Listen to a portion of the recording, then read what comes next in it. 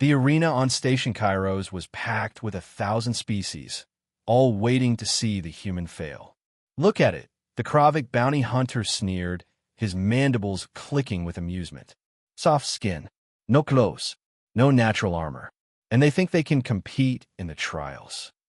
Lieutenant Jake Morrison stood in the preparation chamber, checking his standard-issue combat gear. Around him, alien warriors boasted natural weapons that evolution had perfected over millions of years. The Saurians had razor scales and regeneration. The Kravik had exoskeletons that could deflect plasma fire. The Vex could phase through matter. Humans had stubbornness. "Human," a mechanical voice echoed. Jake turned to face a towering figure, 8 feet of biomechanical perfection. Warlord Kathzar, the apex warrior, undefeated in 300 battles. His species, the Thurin, were engineered for war, combining the best traits of 100 conquered races. Every species in the arena fell silent. "You should withdraw," Kathzar said, his voice surprisingly gentle. "I have studied your species. You are fragile. I do not wish to kill you for entertainment." "Appreciated," Jake replied, "but I'm not here for entertainment. I'm here to prove a point." "What point could possibly be worth your life?" "That humanity belongs in this galaxy." Kathzar's optical sensors brightened, a Thurin expression of curiosity. "Interesting, but misguided. You have no chance." The other aliens laughed. The Kravik started taking bets on how quickly the human would fall. The first trial was endurance. Competitors had to cross 100 kilometers of hostile terrain under triple Earth gravity while avoiding automated defenses. The Saurians led, their powerful legs built for this. Halfway through, Jake was in last place, his muscles screaming. But while others sprinted and tired, Jake maintained a steady pace. A human marathon runner's pace.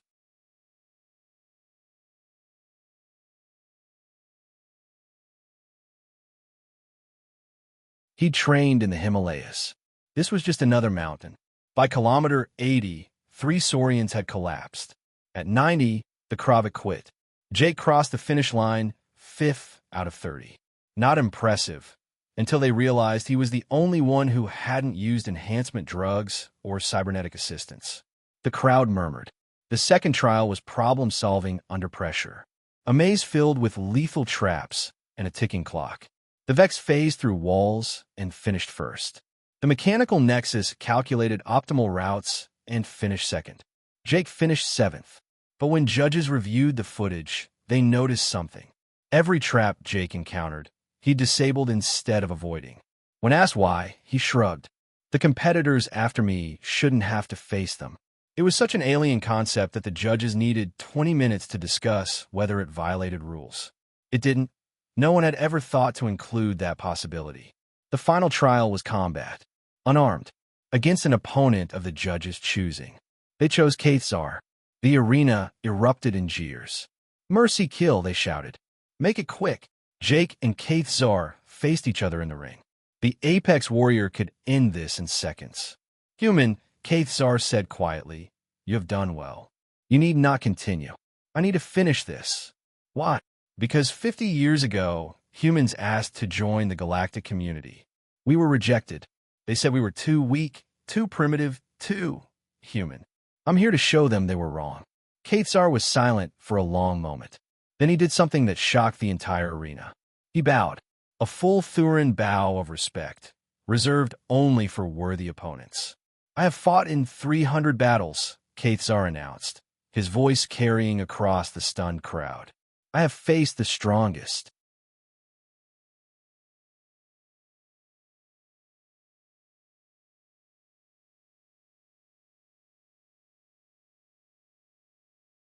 Warriors of 100 species.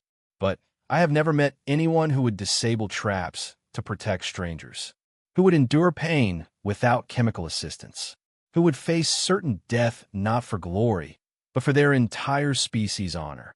He turned to the judges. "I forfeit this match." The arena exploded in outrage. "Silence."